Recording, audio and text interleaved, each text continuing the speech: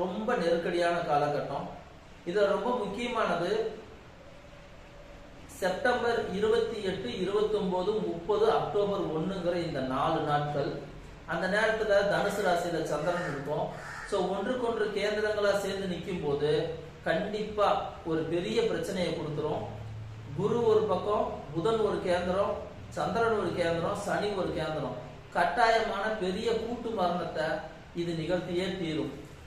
அதனால இந்த ஒரு குறிப்பிட்ட நாட்கள்ல கூட்டம் கூடும் இடங்களுக்கு மக்கள் போகாமல் இருப்பது அல்லது தவிர்ப்பது மிக மிக நல்லது. இதுல இன்னும் முக்கியமான விஷயம் என்ன சொல்ல வரும்னா 28, 29, 30, அக்டோபர் 1ங்கிற இந்த 4 நாட்கள் ரொம்ப கவனமா இருக்கணும் அப்படிங்கிறத நான் சொல்ல வருவேன். அதிகபட்சமாக இந்த மாணவர்கள் இவங்க எல்லாம் கூடக்கூடிய இடம் எதுவா இருக்கும் அப்படின்னா, இப்ப நான் கணிச்சு பார்க்கறது எது அப்படின்னா, பள்ளி விடுமுறை முடிஞ்சு இந்த நாட்கள் வர்றதுனால கண்காட்சி, பொருட்காட்சி, பொழுதுபோக்கு நிலையம், பூங்கா மற்றும் அரசியல் நிகழ்வுகள், இல்லைன்னா ரசிகர்களின் நிகழ்வுகள். இப்போ விஜய் தான் வந்து தமிழ்நாட்டில் அடுத்த பிரச்சாரத்துல இருக்கக்கூடிய நபரா இருக்காரு. அவனுக்கு தான் கூட்டம் வரும் அப்படின்னு எதிர்பார்க்கப்படுது.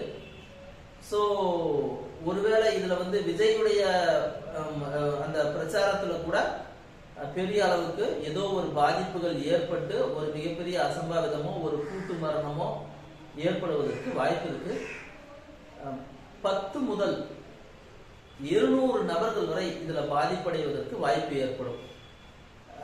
இப்போ ஒரு கட்டட இடத்துல அப்படின்னா குறைஞ்சபட்சம் 10 பேர் அடிபடுறதுக்கும், ஒரு விளையாட்டு இல்லைன்னா பூங்கா அந்த மாதிரி அப்படின்னா அங்க ஒரு 30 பேரோ ஒரு 50 பேரோ அடிபடுறதுக்கும், இந்த அரசியல் மாதிரியான நிகழ்வுகள்ல 200 பேர் வரையும் அடிபடுறதுக்கோ இல்ல கொல்லப்படுவதற்கோ இல்ல பாதிக்கப்படுவதற்கோ ஏதோ ஒரு சூழ்நிலை உருவாயிடும். முடிஞ்ச வரைக்கும் இந்த மாதிரியான கூட்டமான இடங்களுக்கு கூட்டமான நேரத்தில் போவதை தவிர்த்து விட்டு முடிஞ்ச வரைக்கும் ஃப்ரீயா போயிட்டு வர்றதுக்கு முயற்சி பண்ணுங்க. இது ரொம்ப நேரம் மோசமானது. வானத்தில் கிரகங்களுடைய நிலைமையும் மோசமா இருக்குது. முடிஞ்ச வரைக்கும் மக்கள் தங்களை காப்பாற்றிக் கொள்ள முயற்சி செய்தால் நல்லது. நன்றி, வணக்கம்.